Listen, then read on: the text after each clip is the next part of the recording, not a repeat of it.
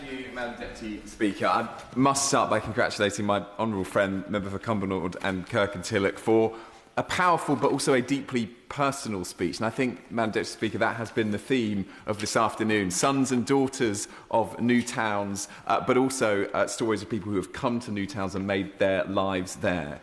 And it is the case that each new town has its charm, its own history and unique identity. They are home today to 2.8 million people.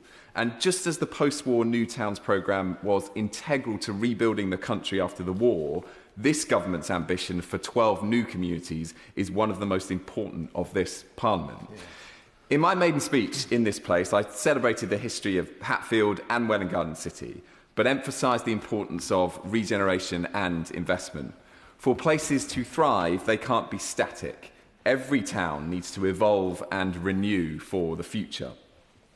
In that first speech, I referenced the iconic shredded wheat silos that have sadly laid dormant next to Welwyn Garden City train station for years. And I'm very pleased to report to the House and my community that since I made that speech, planning permission has been granted for a 578-home development. Crucially, the silos will be maintained and all its history, and the developer Treble 8 is proposing to transform them and to create a sky bar and restaurant at the summit. There are lots of people in the town who are really excited about this, and it's precisely the type of imagination and investment that we need in our towns. The sooner the building work begins, the better. In Hatfield, we've seen Marketplace in the town centre open a new public play area, and I'm continuing to have conversations with the Borough Council about a much more ambitious regeneration programme for White Lion Square, which is at the heart of the town centre. And it's a conversation that can't just be between politicians. As soon as I can, I'll be sharing more information with Hatfield residents and asking for their input, imagination and ideas. Madam Deputy Speaker, our next generation of new towns should take inspiration from the last, but they must learn lessons as well. And many honourable members have talked to these in depth today. And I want to commend particularly the member for Redditch, who I thought made a very excellent and insightful speech. But we're looking to design places that we want to see thriving in the 2040s. And of course, that is a very different challenge to building in the late 1940s. That said, I believe there are examples of best practice and some timeless principles to look to again. I want to congratulate Sir Michael Lyons and his team on the New Towns Commission. They delivered a serious piece of work at pace and were clear that there has to be a long-term vision for each new place that we build, but there can be common elements to all. And my friend, the chair of the Select Committee, talked to some of these earlier, but I think it's worth returning to a few of them again. Number one, higher density in centres, so that residents can walk to local amenities and that the footfall created means that there is demand to support a viable and vibrant high street.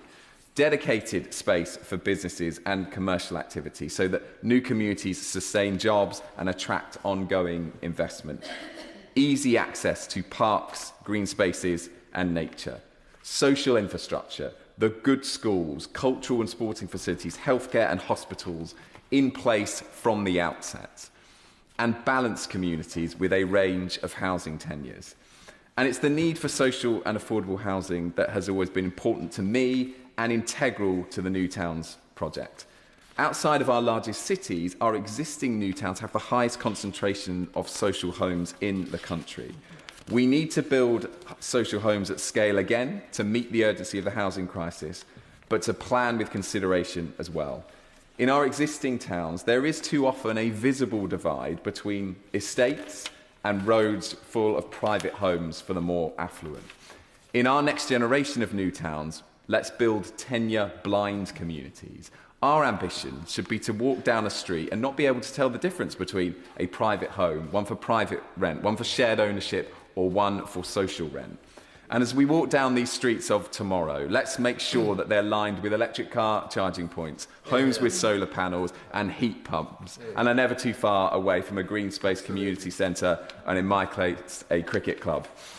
Madam Deputy Speaker, I was born in Welwyn Garden City, and it's my privilege to represent two brilliant and unique places and new towns in Parliament. So I will always be a champion for them. But if we are to meet the moment and address the housing crisis, we need advocates for the next generation of these communities on all sides of this chamber. Let's invest in renewing the new towns that have been with us since the 1940s. Let's be bold in planning the communities of the future, and let's get building.